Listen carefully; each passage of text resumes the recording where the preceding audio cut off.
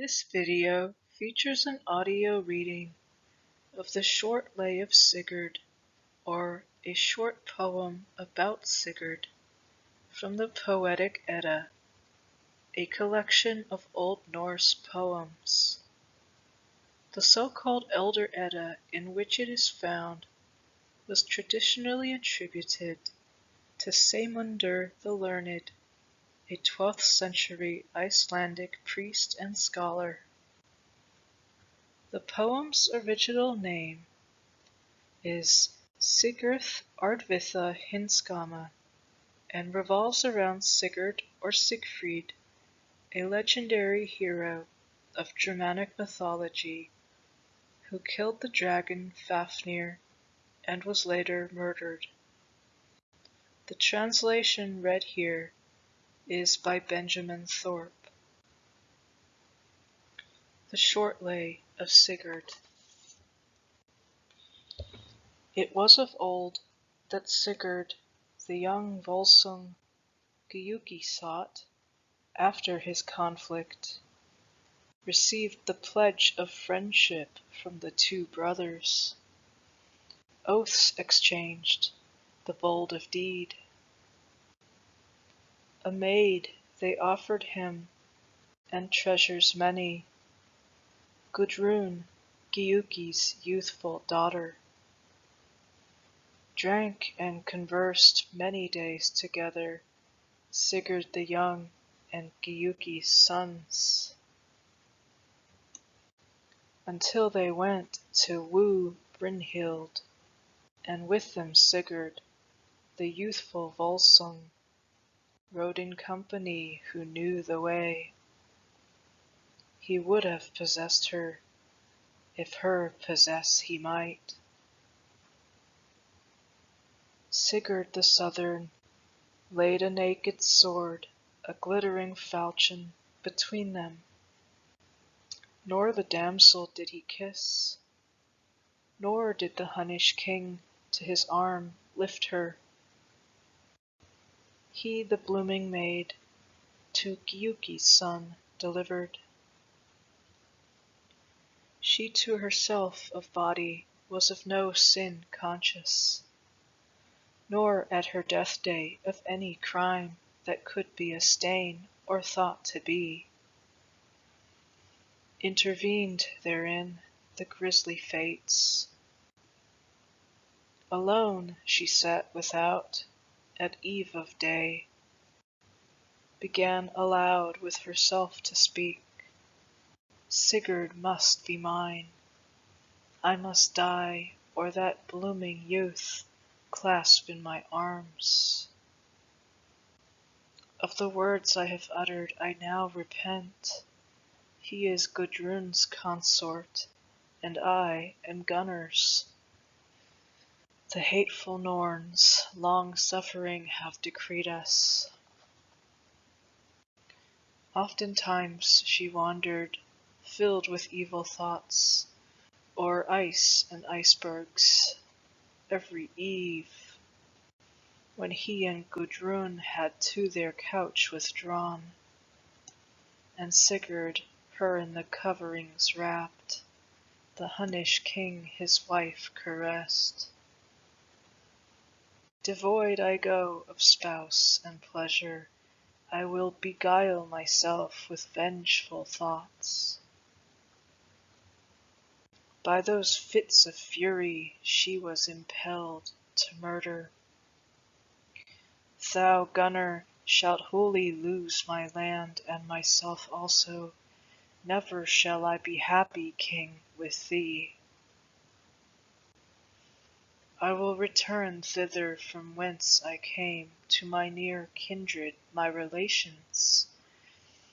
There will I remain, and slumber life away, unless thou Sigurd cause to be slain, and a king become than the other greater. Let the son go together with the father. The young wolf may not longer be fostered.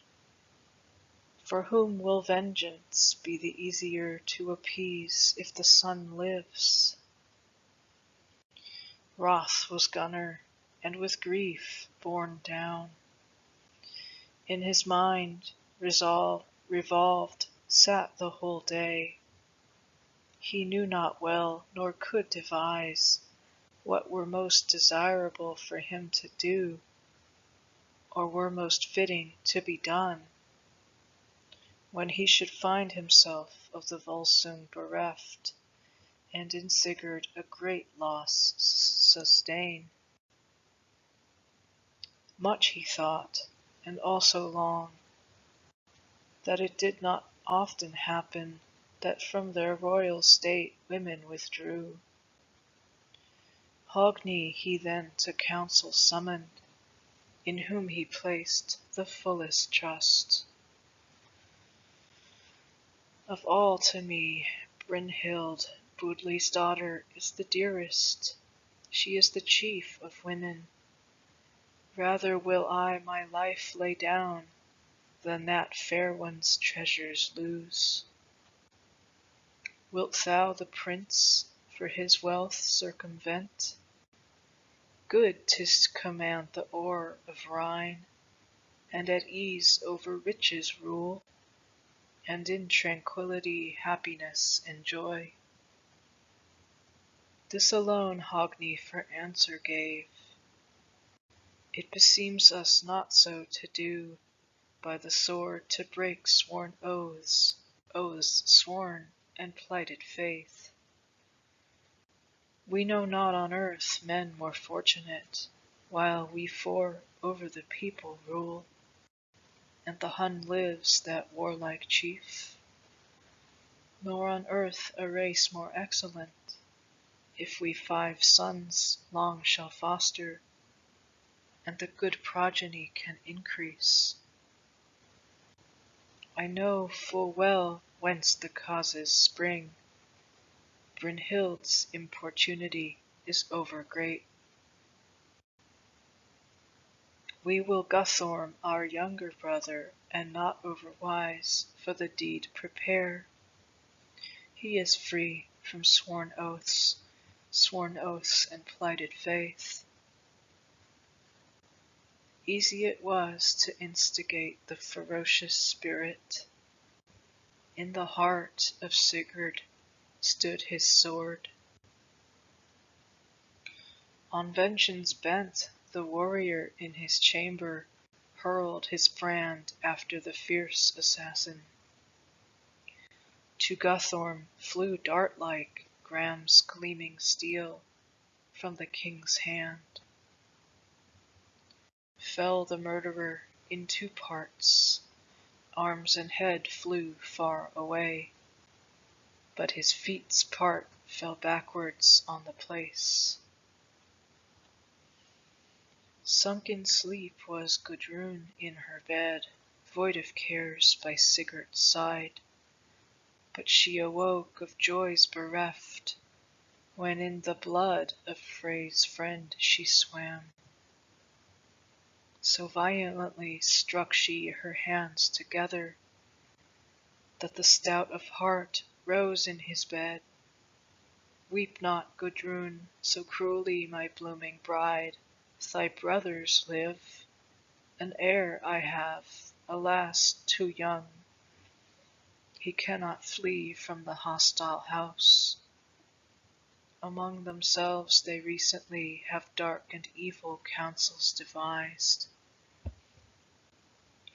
Never henceforth, although 7 thou bear, will such a son to the trysting with them ride. Full well I know how this has befallen. Brynhild the sole cause is of all the evil. Me the maiden loved more than any man, but towards Gunnar I sinned not.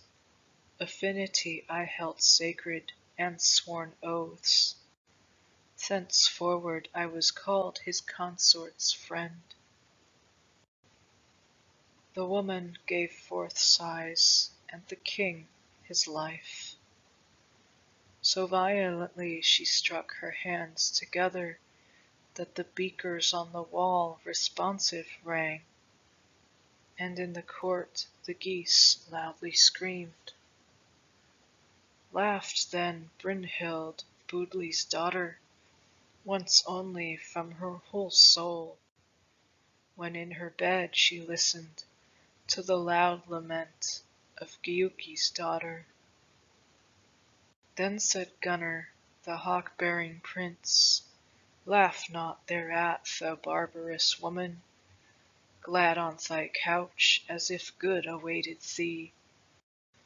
Why hast thou lost that beauteous colour, authoress of crime? Methinks to death thou art doomed. Well dost thou deserve, above all women, that before thy eyes we should lay Atli low, that thou shouldst see thy brother's blood streaming sore, his gory wounds shouldst have to bind. Then said Brynhild, Budli's daughter, no one provokes thee, Gunnar, complete is thy work of death. Little does Atli thy hatred fear, his life will outlast thine, and his might be ever greater. Gunnar, will tell thee, though thou well knowest it, how early we resolved on crimes. I was over young and unrestrained, with wealth endowed in my brother's house, nor did I desire to marry any man before ye Giukungs rode to our dwelling, 3 on horseback, powerful kings. Would that journey had never been. Then myself I promised to the great king, who with gold sat on Grani's back. In eyes he did not you resemble, nor was at all in aspect like, yet ye thought yourselves mighty kings. And to me apart Atli said, that he would not have our heritage divided, nor gold, nor lands, unless I let myself be married, nor grant me any part of the acquired gold, which he to me a girl had given to possess, and to me a child in moneys counted. Then distracted was my mind thereon, whether I should engage in conflict and death dispense, valiant in arms, for my brother's quarrel. That would then be world widely known, and to many a one bring heartfelt anguish.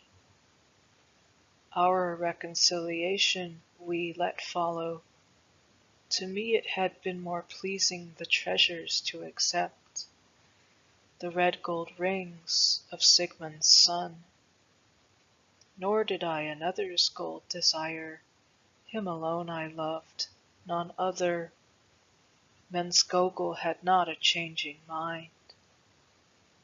All this will Atli hereafter find, when he shall hear of my funeral rites completed. For never shall the heavy-hearted woman with another's husband pass her life. Then will my wrongs be all avenged. Up rose Gunnar, prince of warriors, and round his consort's neck laid his hands.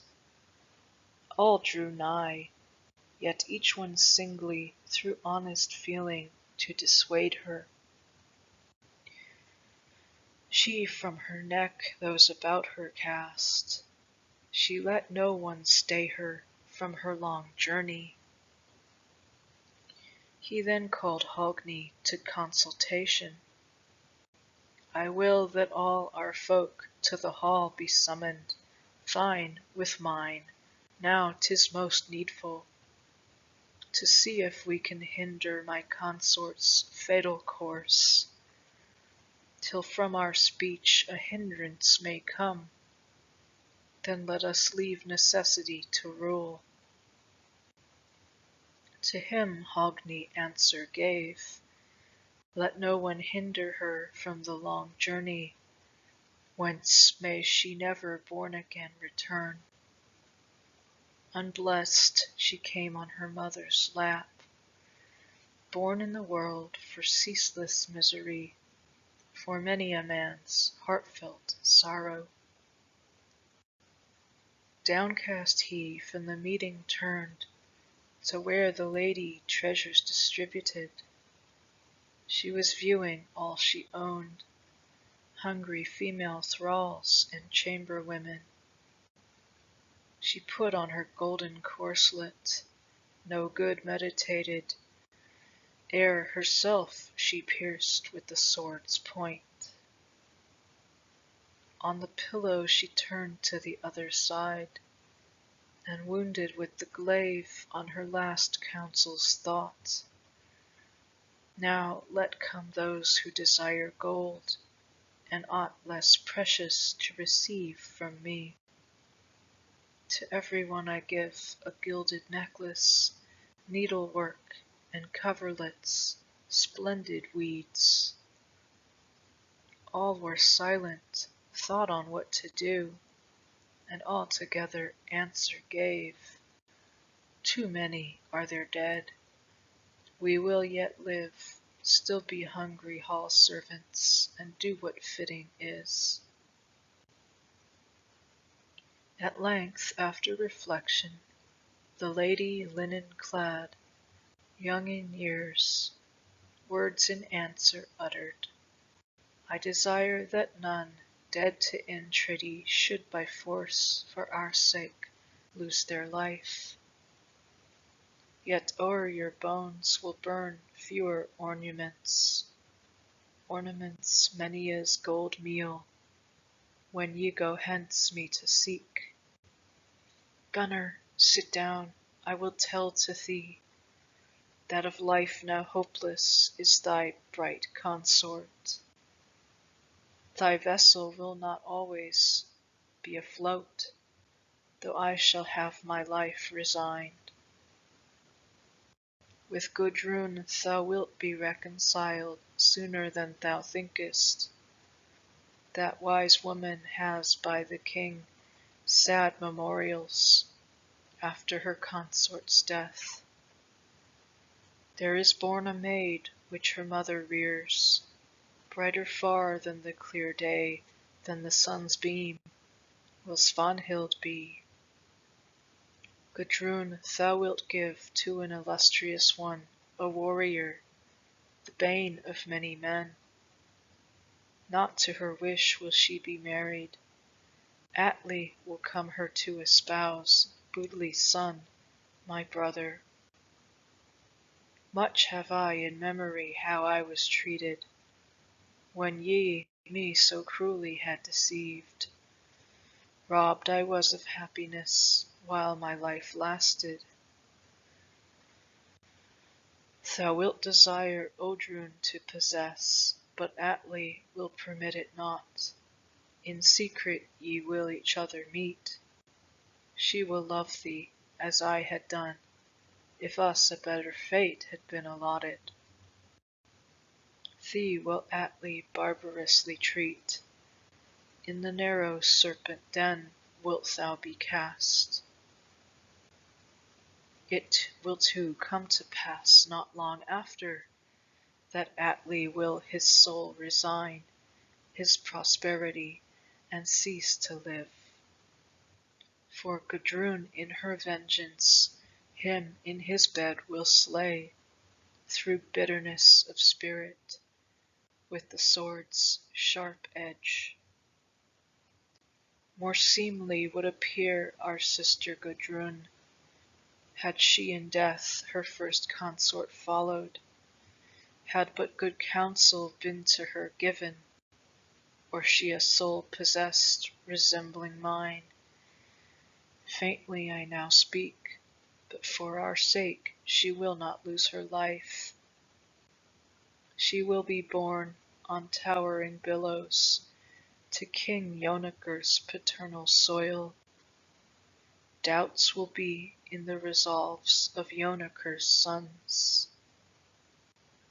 She will Svanhild send from the land, her daughter and Sigurd's.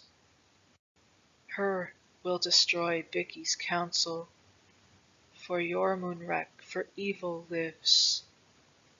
Then will have passed away all Sigurd's race, and Gudrun's tears will be the more. One prayer I have to thee yet to make, in this world 'twill be my last request. Let in the plain be raised a pile so spacious, that for us all like room may be for those who shall have died with Sigurd.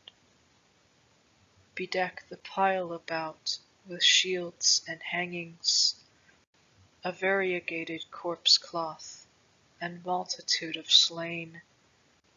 Let them burn the Hun on the one side of me. Let them with the Hun burn on the other side my household slaves, with collars splendid, 2 at our heads, and 2 hawks. Then will all be equally distributed. Let also lie between us both the sword, with rings adorned, the keen-edged iron, so again be placed, as when we both one couch ascended, and were then called by the name of consorts. Then will not clang against his heel the hall's bright gates with splendid ring, if my train him hence shall follow. Then will our procession appear not mean. For him will follow 5 female thralls, 8 male slaves of gentle birth, fostered with me, and with my patrimony, which to his daughter Budli gave. Much I have said, and more would say, if the sword would grant me power of speech. My voice fails, my wounds swell, truth only I have uttered, so I will cease. Thank you for watching. Please like and share this video, hit the subscribe button, and feel free to ask me any question in the comment section below. Due to the sacred nature of these videos, I would prefer to keep them ad-free. Please help me to do that by clicking the Patreon link in the description box below and make a donation to this channel. Every dollar counts. Thank you for your support.